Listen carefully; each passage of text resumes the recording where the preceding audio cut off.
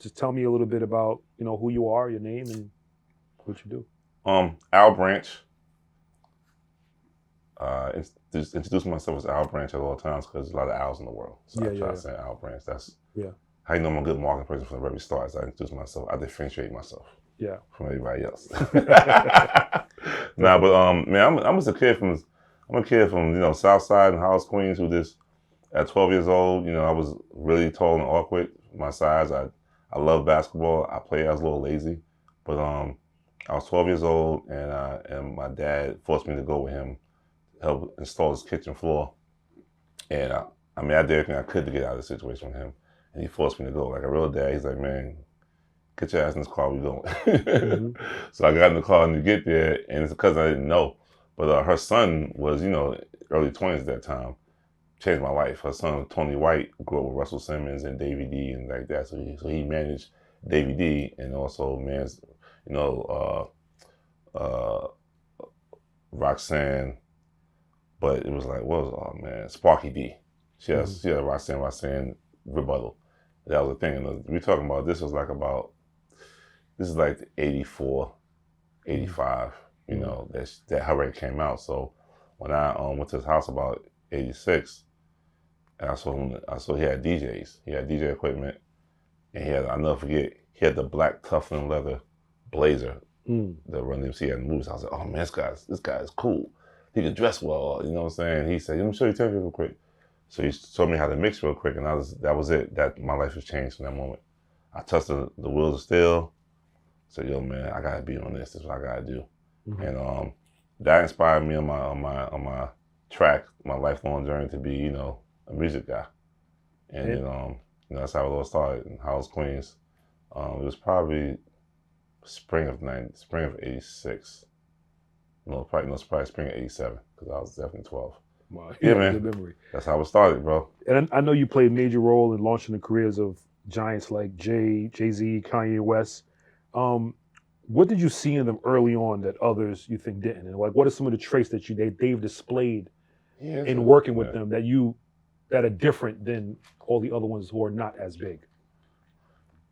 I'm trying to get the most honest feeling about that question. What was about Jay? So I met Jay-Z and Damon through, Louise West. She's like the godmother to the black music industry, in my opinion. But Louise, I was in college and I was interning and working for her in her office, and it was like the end of the year, maybe had to be like mid-December. The industry goes on break after a certain while. So she was like, oh, Al, come to my office. I want you to meet someone. And it was Damon and Jay-Z. She said, oh, these are my former clients. This is December 95. She's like, they got a new label going on. Look for the staff. I told you to hire you and how great you were. And they was like, oh, so Damon was like, yo, call me, my number, hit me up, come through. We started the label up, distribution, do Priority Records. We're trying to get our staff together. So, come hit me up. So, he said, but I'm going to Gavin. So hit me when I come back. So this is about 6 weeks later. So I'm calling them every single day, finding them on the phone. Yeah, come through. Where'd I go? Right down the street, 17 John Street. Wow. Yeah, that's what it all started. So I get there, and we had before, because Louise was like, a mentor to him as well, and former client. And I remember meet with Dave, tell him what I did at that, because my internship prior to that, I was an intern with Charles Dixon at Pendleton Records and Ruben Rodriguez, and so my job there was independent retail marketing. So Rockefeller wanted an independent retail marketing person, because I was the guy who talked to. There were probably about, at that time in the 90s, we're talking like March of 96 right now. There are probably about 1,500 independent retailers throughout the country, and so my job those days was to call the record store and ask about my records. Hey, how's this Digital Plans record selling? How's it have to be project single selling? What's your feedback on? Okay, you love it. Okay, cool. I'm gonna send you some more product for free to give out to the people who come in the stores like that. So that was my job. But what it did was it gave me so much awareness and influence, because I was talking to DJs, not DJs. Well, I come back to that. But I was talking to retailers, independent retailers, all throughout the country. And I like George Daniels. I knew those guys were first name basis. It was kind of cool, right, for a young kid. And so I got the job at Rockefeller based on that experience. But what they didn't know was the fact that my previous internship with Pendleton Records and Charles Dixon, Charles was an A&R, so I was his intern, so I learned a lot of the A&R admin stuff. But also, he was also a DJ on BLS, and he DJ as well, a mixer DJ. So, Ricky Lee will rely on Charles to help him put together the Ricky Lee hits calls. There was a weekly call, maybe like Thursdays, with DJs from all around the country get on the phone, just talk shit, talk about each other's mothers, crack jokes. We'll talk about what records are really doing well in their part of town, their radio show. They make sure they're clubs. So, because I was an intern, I had to call all the guys to make sure they were on the call at 4 o'clock. I said 4 o'clock on Thursday. I was like, yo, don't forget to call 4 o'clock Thursday. That phone number. That was my job for my internship. So eventually, it was 6-7 months, people. Yeah. So they didn't know that I had to, although I was an independent retail person, I also had all these DJs that I had a rapport with.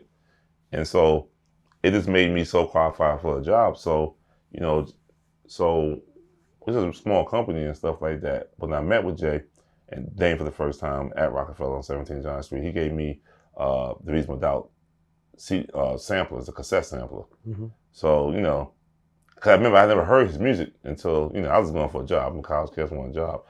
I got on the train and I'm listening to Reasonable Doubt sampler. I'm listening to I think the sampler had like Ain't No Nigga on the front. Or it was Their Presence on the front. And then the back was like snippet Ain't No Nigga, snippet of Cannot the Hustle, a snippet of Politics as Usual. And I was like, oh my God, this kid's incredible. Mm-hmm. I just believed in him, bro. I just liked the music. I believed in it. So when Dane said, come to work on Monday, I was there. I was excited about it. And I'm telling you, I didn't at that moment, I didn't know what it was going to be. I just know I liked it. Mm-hmm. I thought I had good taste. As time went on, I started to see what made him different. What made him different was the fact he was 28 years old.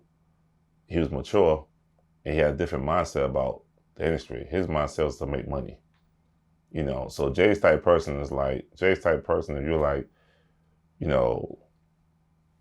the production, the stage production, let's say we're doing a show, and the radio show's like, hey, you got $20,000 of production. Jay's type person is going to make $20,000 work. He might even make it for 15, put 5 in his pocket. Yeah. But what he's going to do is he's going to make it work. He's not going to be so insecure. He's going to go and ask for all these things, all these bells and whistles. You know what I'm saying? He's pretty much a person. He's on time. He's about his money. So if he starts to see that what he does is going to affect his bottom line, he's probably not going to do it. And I think he stayed consistent with that to this day. Yeah, he's about his money. Yeah. He's not doing this for the glamour and fame. He's like, I'm getting my money. You know what I'm saying? I think him being an adult when this thing started, that was his motivation to make money. This wasn't to him some way to prove himself or to make people get more women. He's like, no, I'm trying to support myself. And because he was coming from, a successful, life, you know what I'm saying, business-wise before he got to that point, I think he wanted to maintain his level of business, a level of wealth, so. That's dope. What about Kanye? So my Kanye experience is a little bit different. I knew Kanye as a producer when I worked at Rockefeller, and then I left. And but hip hop and I and G, we always stayed tight. And when they were like, "Yo, we about to get this kid Kanye put the album," I was like, "He's a producer, right?" He's like, "Yeah, we got an album coming out." And Hop gave me an iPad. He loaded the College Dropout album on my what do they call it back? What it called back in the days? iPod, yeah, the little white one, the white with the wheel and shit. The white wheel iPod. So I listened to it and I was like, oh my God, it's incredible. And hip hop was like he always did for me, being, he was the A&R, I'm the marketing guy. He always painted a picture for me of what the artist was and what the artist should be, how it should be marketed, how you should be looking at it. Yeah. And what he said to me about hip hop said to me about Kanye, he was like, yo, man, he's got real songs about real people things. He has a song called Family Reunion. You know what I'm saying? A song called Dear Mama. You know what I'm saying? Or Hey Mama. So, he was saying that he represents the kid that grows up in the hood, but it's not, of the hood. Like, he's not doing hood things. He's kind of like the kid in the hood because he's black, but he's just not out there trying to necessarily, be a gangster, being part like that. So it kind of all matched with, making music about family reunions and about your mother and making songs about the temptation in the streets with the drug dealing just to get by. You know what I'm saying? It was a full spectrum of what a black kid who wasn't selling drugs was in the hood, how they saw things. It's a aspect of the kid whose parents are forcing them to go to college who don't want to go to college. Yeah. So hip hop, being the genius that he is, he realized that there was a void for that. There's a void for that. So when Kanye says years later, like, he said, he's wearing pink polos, you know what I'm saying? Like back with 15, he couldn't work the locks. It was like, you know what I'm saying? He couldn't figure out, why one was accept me for who I am, you know what I'm saying? Yeah. But hip hop made me realize that's what made him great was the fact that he wasn't like anyone else.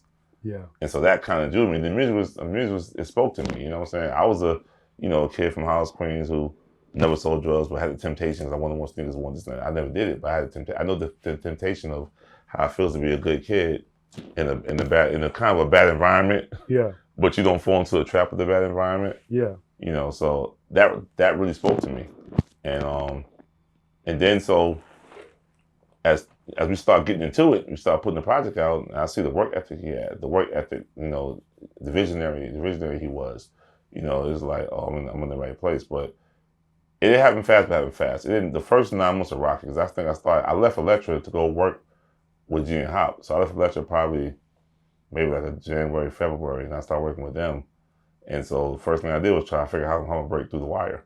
Mm-hmm. And worked that record for a while. I wound up, out of despair, calling my boy Chris Atlas at Cornerstone, like, yo, Chris, man, I need help. I got this Kanye record. We need to make sure we can blah, blah, yo, come through, I got y'all. So that's how Chris got involved, because Chris was at Cornerstone, and they helped us work the DJs. Because at that time, he wasn't a priority for Def Jam. He wasn't a priority for Rockefeller. He wasn't the priority. Yeah. But I just think like his sheer determination, sheer might, it was like, oh, that's impressive. But then if I fast forward per project, I could tell you different things that I saw, said, this motherfucker, I still didn't, we was trying to go gold, bro. I ain't gonna lie. On College Dropout, we just wanted to go gold. We did not, 5 million, 3 million, I'm telling you, I don't care, no one says, no one knew that. We just thought, hey, we got a good solid album, get it out, get on the road, we're gonna sell this gold album. That's what we thought. But little do we know, that shit kind of changed the world. But even that story is like when we first did the album shoot, the cover shoot, he wound up putting the bear on the album cover. And the label was like, yo, what's going on? I'm like, yo, what's going on? I'm like, yo, yeah. I'm like, yeah, I'm like, yo, man, like, I think you should put your face on the album cover. Everybody else does. I don't want to do that. And we had a big fallout behind that shit because I couldn't figure out why. I said, Kanye, listen to me, man. When you go in record stores, there's no way to help you anymore. If you're facing on that project, if you're facing Kanye West, they might not think it's your album, they might walk past the aisle, and I have no way to help them. So it's to help you, sell more albums because, at that time, big box retail, Best Buy, Circuit City, they wasn't helping people find records in the stores, because they're not really record stores. They were just appliances and shit like that. But he fought hard for the Dropout Beer cover, and that's when I started to realize that, oh, this kid is different, and he understands brand marketing in a different way than most artists. And as you see, he continued it. He from like every album cover, most of his albums had like a theme or a theme attached to it. And now in hindsight, I'm like, that's a genius part. Mm-hmm. That's a cheat sheet for every artist. Yeah, is having a theme around it. And when you look at that, kind of dovetail on that question, on that answer, you've bridged the cultural and commerce gap masterfully. What's the key behind helping artists create brand partnerships that are both authentic and long-lasting? I think the key to artists starting good brand partnerships comes with the artist being on time and being gracious. You gotta understand these people who work for corporations, they don't have time for the attitudes. Good point. They kind of want professionalism, and so a lot of times we're and a lot of times in those days. And I always tell artists this too, like, in those days, Rick knew Kanye at some point, you know what I'm saying, in those days. That guy would do whatever it took. I even got my own Kanye West experience. Exactly. He would do it. People kind of see him now, 30 years later, that's not how he was in the days. In the days, he would do anything, get your attention, get in the club, whatever it took, you know what I'm saying? He wanted to be there so he could just, he was aggressive about it. So I think a lot of times, a lot of artists want to be cool, but he wasn't cool. He wasn't cool. He's a hard worker. He would do anything to get your attention. Yeah, he wasn't cool. You're right about that. So, but for him, when the first album came out, College Dropout came out, there was a Pepsi campaign, like a Pepsi iPod campaign, and it was like real small. It was an ad and like Vibe magazine and stuff like that. So we got that opportunity, and so just what happens that one of my former attorneys who worked for Louise West was actually attorney for this company called Mega, run by a guy named Danny Sokolov, and Pepsi was their account, and so I was like, Danny, man, whatever you got, we'll do whatever. Tia, whatever you got, we'll do whatever. So every time something came up, they would call me. Mm-hmm. And so it went from like the Pepsi Under Cap thing in the magazine to like, they were trying to find a beat for a commercial Pepsi doing. So I gave them the beat. And I was like, yo, would you mind if Kanye could be in the video?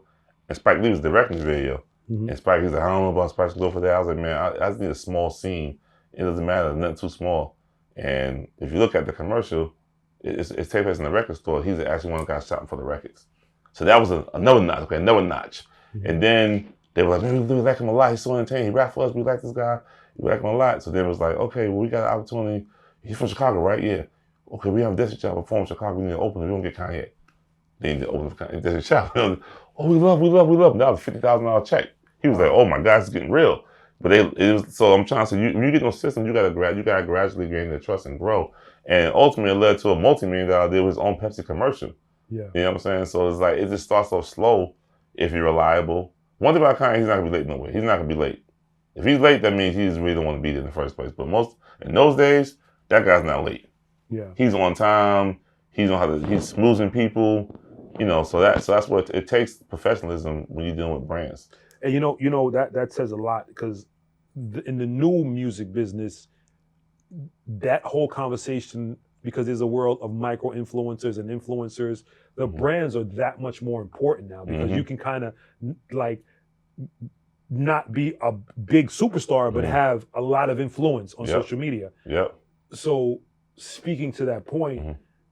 the importance of the brands for the developing and new independent artists, extremely, extremely important for your character and your professionalism to be right, for it to make sense for people to work with you. And you raised another very good point. A lot of times in the record industry, it comes from this place of not being professional. Yep. And you're dealing with professionals. Yep. Yeah. And if they ain't fucking with you, they ain't fucking with you. Exactly. And they got the money. Yeah. So he's like, I just really don't like this guy. Yeah. So I'm gonna go pick somebody else. Yeah. And I never thought about it like that. But and I didn't think about this part. I didn't think about the artists and their anxiety. Yeah. I didn't know what anxiety meant until about 2 years ago when my daughter was doing. I said, now it's damn. And I'm thinking to myself, it's not the guys don't want to be professional. They're just terrified inside. So they get there late, not because they want to be disrespectful. They're like, nervous. They're nervous. Like, they're nervous. They know what's going to happen. And so much rides on this. And everyone deals with their anxiety in a different way. But I think the best thing we could do as managers and label executives is educate ourselves a little more on what that means. Yeah. From the publishing company to a label, what everyone's thinking, what their mindset is. It's not really personal, as people try to make it out to be. I mean, it does get personal, but it's not personal as much as it is business. Yeah. And I think that I want to educate everyone. Well, not me educate, but I want to help educate or help inform everyone, so they can take things less personal, be more constructive, more, and a lot more successful based on having the information you need. Yeah. Because when you have information, you take it personal. Yeah. 1,000%. And you don't know what to do in situations also. Exactly. And now you want to label with your man to beef about nothing. It's like, and I think for me, because I've sat on all sides of the music business in terms of I've been an intern, I've been a wannabe producer, I've been ran a label, GM, I've been, senior vice president here, you know what I'm saying, and I've been a manager before of the biggest artists in the world. Because one thing people don't really realize about Jay-Z is that Jay-Z's manager was in-house. We all managed Jay-Z in-house. Yeah. See, Jay never had a manager that wasn't in-house. Every time Jay-Z had a manager, Dane was the manager, but we were the management company. Yeah. So the reality is that I've managed Jay-Z from the start too. You know what I'm saying? I've been there. So I tell artists all the time, like, you got to know what to fight for, what to argue for. But I think what makes me unique is the fact that because I have the experience as being an executive, I know what they're saying in these rooms. I tell you they're going to say before they even say it to you. Yeah. And it helps artists because I know how to speak the language of the marketing executive. Yeah. But I also understand what you need. So I'm not going to ask for things that you're never going to get, that don't make sense. Yeah, yeah. So it's a gift and a curse because some people don't want information. Some people just want what they want. And that's okay too. Yeah. But I'm probably not the person for you. Yeah. No, definitely. You know, the real answer to that question is we gotta bring back more entrepreneurs and more independence, because I'm not sure if major labels are really into it for that reason. They don't. It's like, I think there's been a. It's like we're dealing with whenever you take away the independent labels, entrepreneurs at the top, top dogs and QC and Rough Riders with DNY and Siobhan, you know what I'm saying? Rockefeller with Jay Dimon Biggs, or Jermaine Dupri with Jermaine Dupri and Michael Malden. When you take these boutique, producer driven L.A. Reid, you know what I'm saying? You take those folks out of the equation and you try to go directly to the artist, that's where all the problems start. Because it's not, like you said, it's not like home cooking from the guy that writes my check. That, yeah, exactly. It's more like, it turns to more of a hustle. Yeah. You know what I'm saying? Hustle, I'm like, I'm gonna get all I can from you because I don't really trust you. Or I don't really care what your problems are. Mm-hmm. And I think when you're in a smaller environment, when you're in an independent label who's entrepreneur, who's a CEO, who walks like you and talks like you, I think it's a different response. And I think that the challenge labels face is getting people on their staff that the artists can really respect and look up to. Yeah. I think that's a real challenge. It's kind of like, almost like being a parent all over again. Exactly. It's like, it's like artists think they're supposed to be able to do what they want to do. I make music on special, but they don't do any chores. It's like, you need to do chores still, you know what I'm saying? It's how in order to earn your allowance. Yeah, you know what I'm saying? It's like, it sounds demeaning, but it's not demeaning because, like I heard somebody tell me earlier today when I was on the phone with my business partner, and she was saying, I don't know the exact story, but the end of the story is like the person was comparing themselves, to Beyonce. Yeah, she was like, someone was talking about, I'm not doing it because Beyonce wouldn't do that. Wow. And she's like, but Destiny's Child did it. Yeah, exactly. But see what happens is, most they don't understand the people that paid their dues for 5 to 10 years and then blew up. No one talks about those type of stories. Like, most people didn't just pop on the scene and out of here. You know what I'm saying? They have a story about where they came from. Yeah. Where they did all the small things that no one wanted to do. Like, that's the issue. I think that I call it the Drake effect. And it's definitely gonna be controversial, but it is what it is. I call it the Drake effect. I think people have a habit of looking at other people and compare themselves. And so you think, okay, this guy's the leader. He's not doing Breakfast Club. Why should I do Breakfast Club? Yeah. Right? And it's like, I think that I always try to bring a little, in the music business, I try to bring humanity to it as well as spirituality, right? And the humanity part is like, yeah, you could not go to radio and not go to clubs, but now you kind of poison the food chain. Yeah. Because the food chain always is, this guy can rap. This DJ supports them in the club or at radio. And that artist comes to the DJ's club and does performance for that artist. You know what I'm saying? And then you go to radio. It's an ecosystem. And when you start skipping steps, then what you're really doing is you're poisoning the water for other people. Because now the person, the DJ, who used to provide for his family and eat this way through his influence, fucking up the ecosystem. You fucking his situation up. So now it's like, and everyone suffers. So I think what happened, I call it Drake syndrome, because I think Drake was so successful. He paid his dues too. We can't forget about that. But by the time Drake got to us, in terms of us being Cortez, Cortez and Jay Prince, from his label perspective, who were there first, and then we came in, in the partnership with me, G Hip Hop, and our crew on the management side per se. The time was such an interesting time where like Drake was able to like kind of get by doing a lot less stuff than even Wayne had done previously as a new artist. Yeah. And so I think, I think Drake's intentions were,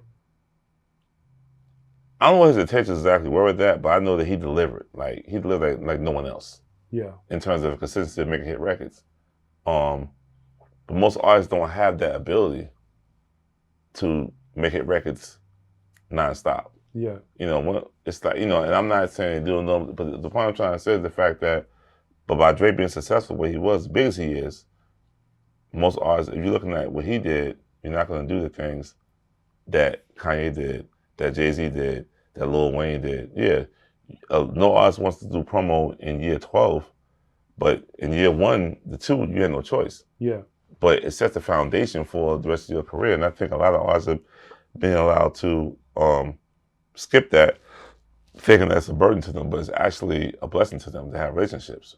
Because you look at a guy like T.I., tell you right now, T.I. can put a project out anytime he wants to get lucky, anytime, not lucky, but be successful because he has some relationships. Yeah. He's done so much for everyone, you know what I'm saying? DJs. T.I.'s one of the only artists I work with that want to go on a promo tour. Yeah. Hey, I'm trying to go tonight. I can't go tonight. I'm like, no, wait. It's Sunday. Yeah, you know what I'm saying? Like, yeah. that guy wants to go on promo immediately because in his mind, he's like, I got to work to get this. Yeah. And it never changed. He still does. It never changed. Yeah. He still want to work first. Yeah. And so I just kind of think that a lot of new development artists, a lot of new artists have been misinformed. You know, they're following people not knowing the whole entire story. Yeah. And I think it's going to hurt them in the long run. I'm really about, you know, song quality and songwriting. Yeah. And I think that sometimes, you know, people become popular because this sounds good, this feels good, but, you know, doing it for 30 years is like, okay, but what's the copyright like? You know, people still going to be playing your song 30 years from now. You know, is it going to age well? It's going to age well because are you talking about something? Yeah. Right? It's like, you know, you look at the, you know, KP and Envy song, Short Spring Wild Way, it's a great record. Not just the sound, but it's a great story, it's a great song. It has range, finger snaps in it, you know what I'm saying? You know, Rick probably made that record. But you know what I'm saying, but those songs stand the test of time. Mumble rap, if people can't, like, a good song is something you want to make love to, you want to laugh to, you want to go, it invokes a real emotion, you know what I'm saying? And so you make a song, you just go out here and make a song for your homeboys that just, people got to decipher, you're probably not going to do that well for that long. You might get lucky when it's trendy, but as a musician, you want to not be trendy because I didn't know year 31 I'd be sitting in this situation, and I saw Rick over there, I realized that you don't need to have 20 great albums to have a career. One great album, one great mixtape, you might be set for life. Lauryn Hill. You know what I'm saying? Yeah. If it's really that good, you know. But if you can't do that, you gotta be consistent until you get the album. It may come album 1, album 2, may come album 5, may come album never. But at some point, you gotta put that work and energy to it to really, you know, have the foundation for yourself. You know, from a marketing promotion standpoint, also relationships. You want to make sure that people have a good experience. They meet you, so they can look out for you in the future. Mm-hmm. Definitely. You know? So with all your label experience from Rockefeller to the Blueprint Group, mm-hmm. through all of it, from your time at you had Elektra, right? Yeah, your time at Elektra, Columbia, Geffen. What do you think sets it's a really good perspective to get? Mm-hmm. How do you think Starblaze and Nia will fare in this throughout your experience? You knowing all the parties involved and all that stuff. Well, I think you have an extraordinary chance as long as she's coachable. Yeah. You know, she's coachable, we're gonna get there because, I love what I see so far. Yeah. You know, she has really good social media content. She's consistent. She's not afraid to sing. I feel it's a matter of time, but I feel it's like with every artist, the challenge, like, so we signed, Blueprint Group, we were fortunate enough to have a partnership with an artist named G-Eazy and his team, Rebels Group with Matt and Jamil.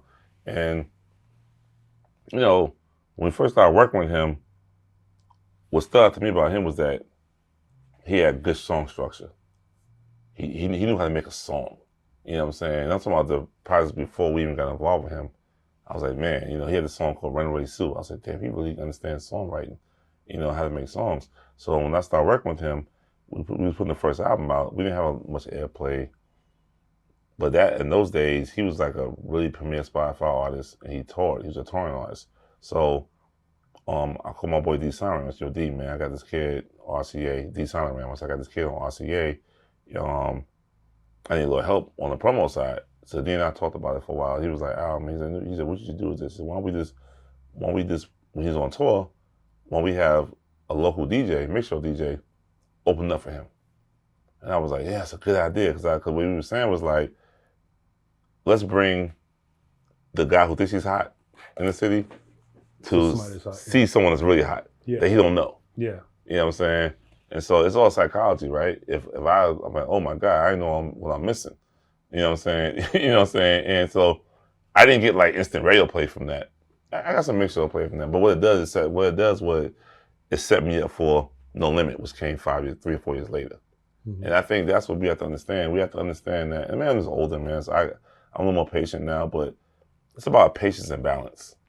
I'm not trying to say you can't make a trendy song, but you also gotta make a timeless song.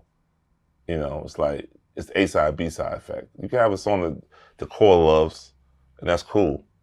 You know, we have like we can have, you know, Can't Tell Me Nothing. Obviously, it wasn't a radio hit, but it's for the core fan base. But the B-side would be Stronger, which is a pop international hit. So it's about balance, but you have to know what you're looking for to balance, right? And then it's about patience and setting things up. Yeah. And so with G-Eazy, like I said, G-Eazy, my first job was to get people to know who he was. You know what I'm saying? So for Nia, the first thing we have to do for her is make people know who she is and let them see that, awareness. She got fans. Yeah. You know what I'm saying? Maybe you late, you know what I'm saying? Exactly. But she's over here doing shit, you know what I'm saying?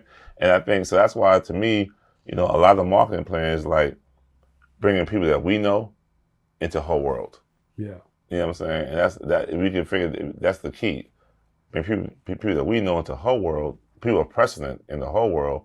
Meanwhile, she's out there building rapport with her peers. Yeah. From respect factor, collaboration factor. If you put people who feel they're left out with someone who's pushing the envelope, you're gonna get a combustion of success. Yeah. Because what everyone was hearing about the music industry, like I've broken promo down to a science. Yeah. And I'll tell every artist, you gotta give everybody a chance to tell their first time met you story. You can't do that on social media. You know, so it's cool to, social media is great, but I believe social media should be a byproduct of in real life opportunities in situations. Yeah. So hopefully that answers the question, but I think what she does is I think she's active. You know, she's active. It's only a matter of time for people to really realize, oh man, this girl is really dope and has it, you know what I'm saying? And then it comes to, you know, making the records, you know, that would appeal. But then again, from a strategy standpoint, when I worked at labels, it was mostly like about, let's take this one record and blow the shit up and then drop the project. But nowadays it's kind of more difficult because nowadays the biggest influence of promotion to me is podcasts. You know, I saw the Clips interview about 5 times before I even heard the album. It was on Breakfast Club. There was with Ebro on Apple Music. There was with Jerry Lorenzo on Spotify. There was with Fat Joe and Camilo and Jada. Yeah. You know what I'm saying? So I feel like, you know, you have to almost drop a full project. So when you go on these shows, you got something to talk about. Yep. You know, unless your song is that big, you know what I'm saying? Where it's like, but even then, you still better off having product in the marketplace. Because here's the problem with that, right? If you put all this energy into one song, and you put an artist on all these platforms about one song, the consumer's going to hear that one song. Nothing else. And they may not come back again. Exactly. You want them to be like, oh my God, I thought I loved this song, but this song right here is crazy. You want to have enough samples or enough tentacles so you get their attention to hook for life. Yeah. So it really doesn't benefit. But now here's one thing I do realize though. That don't mean we don't put the big song out first. Mm-hmm. You know what I'm saying? And you might work that big song for shit 9 months to 18 months. You know what I'm saying? That's okay. But you still have to release other pieces of music to gather the fan base. The one thing I say is like I remember being like in high school and I was a Rakim fan. I'm a hater, y'all. Don't ask me why I didn't like Elio who was down the street from me. I respected him, but I don't know. I was a hater, so I wasn't a big fan. You know, the way I probably should have been. Mm-hmm. Where I am now with Elio but so I was so critical of LL, but I was a Rakim fan. Yeah. And Elio put more music out. So every time I went to school to my Rakim, like I was beefing in the lunchroom about how dope Rakim was, but he didn't give me a lot of music to convert people. He would disappear for years at a time. Yeah. But Microphone Fiend came out, now you couldn't tell me shit. Mm-hmm. Rick, I was like, yo, this shit, fuck this nigga, yo, ain't no record better than this Microphone Fiend record. Y'all, fuck y'all. But between Microphone Fiend to LL, it's like 3 or 4 albums. He had like 40 Shots to the Dome. He had, you know what I'm saying, the album with Around the Way Girl on it. He had, you know what I'm saying, Mama Said Knock You Out. You know what I'm saying? So I told artists, like, at some point you gotta give people what they want. But also, I do feel bad for artists. I think the problem with the music industry is that we're not good at problem solving. What we're good at is doing the same thing over and over again, acting like this is the precedent, and that's not cool. You know what I'm saying? That's not cool. You create a creative industry with no creativity. Yeah, exactly. A creative industry led by follow leader. Yeah. You know what I'm saying? But I just think that's based on this greed. It's based on greed, man. I think that people are really greedy, and I think the music industry, because it's not owned by money. A lot of entrepreneurs don't run these companies no more, so they have a job to do, and they're trying to keep. And I get it. They're trying to keep their jobs too. They may love the music and believe in you, but you can't turn that. But they only got a 3 to 5 year contract. I can't spend all my money on one artist hoping they're going to be, the next. It's kind of like. It's kind of like the whole Skip Marley thing. You know what I'm saying? When he first came out, there's so much hype behind Skip Marley. It was like his grandfather, I thought he was supposed to be, and he was really dope. But I felt like it would have been better if he put a lot of music out and said that. Because now, because he has so much pressure on him, people trying to find a hit record, he didn't get a chance to release enough records to have a hit. So now it's like, he's kind of like back at square one. If you compare him to his cousin, YG, yeah, right?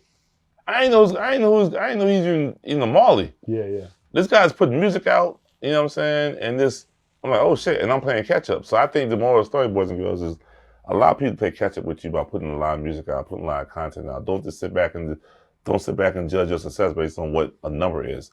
You should be putting out full projects with full campaigns, and going on podcasts and talking your shit, you know what I'm saying, and doing shows talking your shit. So, yeah, I think that's the challenge for artists in this day and age. Let's talk about how do you feel about the impact of AI on the music business and the music industry and creativity and all that stuff? I mean, I love AI, bro. I don't even, I don't even know what to say about that. I just feel like, in the day, if I like you, I want to see you perform live. Mm-hmm. You know what I'm saying? So if you're AI, you might have a good song, but it's not gonna make you want to come to your show. But I think AI should make artists want to do more live stuff and want to be a human being more than anything else nowadays. It's not going nowhere. I mean, in my business life, I wish AI was here a long time ago. Mm-hmm. I mean, I'm telling every person in the world to figure this shit out for how it benefits you, because it's changed my life in terms of how I do business, in terms of how I brainstorm and stuff like that. I mean, it's a marketer's dream to me. Yeah.